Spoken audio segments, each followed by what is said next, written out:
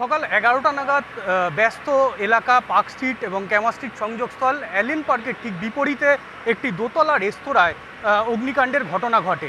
তারপর থেকেই এলাকায় স্বাভাবিকভাবে আতঙ্ক ছড়িয়েছে এই অগ্নিকাণ্ডের জেরে। ঘটনার খবর পেয়ে স্থানীয় থানা থেকে শুরু করে দমকল একের পর এক এই মুহূর্তে দমকল এসে এখানে কাজ করছে আগুন নেভানোর। তবে এখন ঘড়ির কাঁটায় প্রায় ১ ঘন্টার উপরে বেশি সময় কেটে গেছে।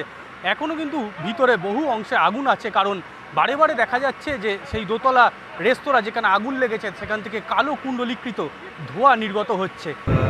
স্ট্রাকচার দেখার দায়িত্ব কর্পোরেশন, এটা আমাদের দেখার দায়িত্ব না। আমাদের কাজ হচ্ছে আগুন নেভানো। আগুনের পয়েন্টে যা যা আছে আমরা সেটা দেখবো, সেটা পরবর্তী সময় আমরা দেখে নেবো যে আগুনের পয়েন্টে কোনো ছিল কিনা, লাইসেন্স আছে কি না, ওগুলো দেখে নেবো।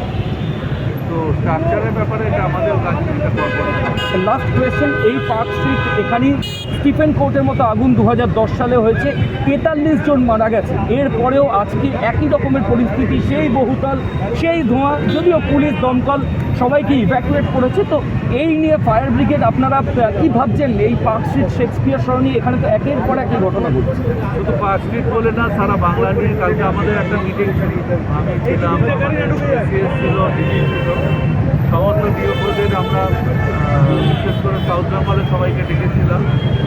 আমরা কালকে যেটা মিটিং করে সবাইকে সেটা বলেছি যে ভালো করে সবাইকে দেখতে। আমাদের লোকেরা খুবই কাজ করে, তার মধ্যেও কিছু মানুষ আছে যারা ভুল করে। সব মানুষের কথা বলবো না, কিছু মানুষের এটা থাকে। এই আগুনের পরিস্থিতিটা যদি একটু বলেন, এই মুহূর্তে আপনার কাছে কি রিপোর্ট আছে? আমার কাছে যা রিপোর্ট ছিল, আগুনটা হয়েছে, আমরা সঙ্গে সঙ্গে অ্যাকশান নিয়েছি। সকালবেলা প্রথমেই যখন খবর কন্ট্রোল থেকে আমি পাই, সঙ্গে সঙ্গে আমি ডিজি থেকে শুরু করে সবাইকেই, ডাইরেক্টর সবাইকেই বলেছি, এবং ডাইরেক্টরকে পাঠিয়েছি এখানে।